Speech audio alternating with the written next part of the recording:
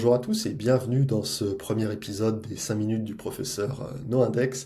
Mon nom est Sylvain Charby, je fais du référencement depuis plus de 10 ans maintenant et du SEO technique depuis presque autant. Et aujourd'hui je vais vous montrer comment auditer les performances d'une page web manuellement dans Google Chrome afin de dénicher des opportunités d'optimisation que vous ne trouveriez probablement pas avec des outils tiers externes. Voilà, donc ça s'adresse principalement à des SEO débutants ou des personnes qui ne connaissent rien au référencement parce que c'est relativement simple d'accès.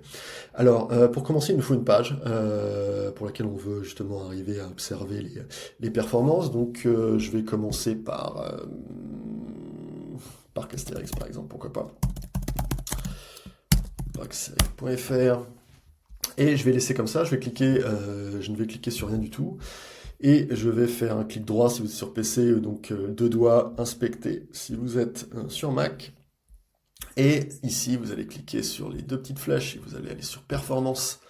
Et vous allez voir déjà les métriques locales qui s'affichent. Donc c'est la manière dont votre PC a interprété en fait le chargement de ce qu'on appelle les signaux web essentiels, qui sont en fait des drapeaux, des signaux que Google considère comme étant critiques pour la performance d'une page. Voilà, donc là vous avez déjà ça. Donc ça c'est pour en fait l'élément qui est le plus grand sur la page. Et quand vous allez ici, vous pouvez voir que c'est la bannière en fait donc de cookies qui est considérée comme étant le plus gros élément. Et le score de chargement est bon, c'est en vert. Si jamais c'était mauvais, ce serait en orange ou en rouge. Et ici le CLS donc c'est pour le mouvement. Donc il a détecté justement 4 mouvements, c'est-à-dire que quand vous avez quelque chose qui va bouger en fait au chargement, qui va pousser d'autres choses, mais ça reste relativement mineur. Et ici c'est pour les interactions, il n'y a rien du tout. Pourquoi? Eh bien parce que je n'ai pas interagi avec la page, je n'ai pas cliqué. Donc ça c'est quelque chose qu'il est possible de faire, on peut recharger la page, je vais cliquer quelque part et il va me donner un score ici. Mais une chose c'est qu'en général pour réussir à avoir un score qui est fidèle, il faut arriver à simuler les performances de l'ordinateur d'une personne, on va dire lambda. Le problème, c'est que les SEO et les personnes qui travaillent dans la tech en général ont souvent des machines de guerre en tant que PC, et donc ça ne reflète pas fidèlement en fait ce qu'un utilisateur standard va voir en fait quand il va accéder au site. Donc là, vous voyez ici, si jamais vous ne le voyez pas vous avez juste à cliquer sur la petite roue crantée qui est là, et dans CPU, vous allez mettre ralentissement à 4 fois, donc vous voyez que c'est recommandé ici, et dans réseau, soit 4G rapide, soit 4G lente, en général la 4G lente c'est très bien, et vous allez relancer ça, voilà, et vous allez attendre quelques secondes, donc il faut rester sur cette page-là, parce que sinon justement ça va pas vous donner des performances fidèles.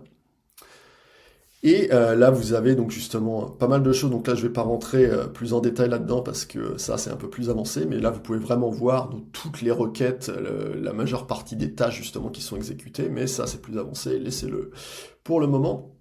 Vous pouvez utiliser la petite frise ici pour voir toutes les étapes justement du chargement de la page. Ça, c'est plutôt bien quand vous avez des mouvements, par exemple. Vous pouvez voir justement à quel moment exactement il y a des mouvements.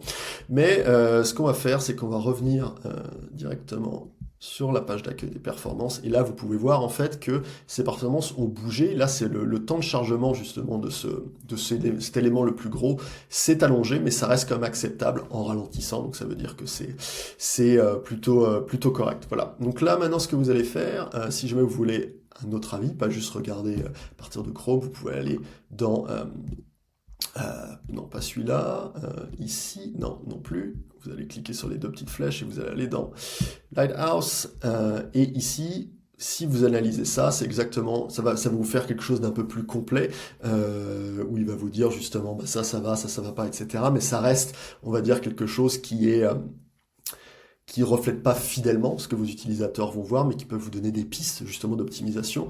Et ici, quelque chose de plus ciblé, donc celui-là je vais vous montrer parce que c'est moins, c'est moins courant. Vous pouvez cliquer quelque part, fermer ça, et ça va juste analyser le petit moment d'interaction que vous avez eu, et vous donner justement les scores de performance.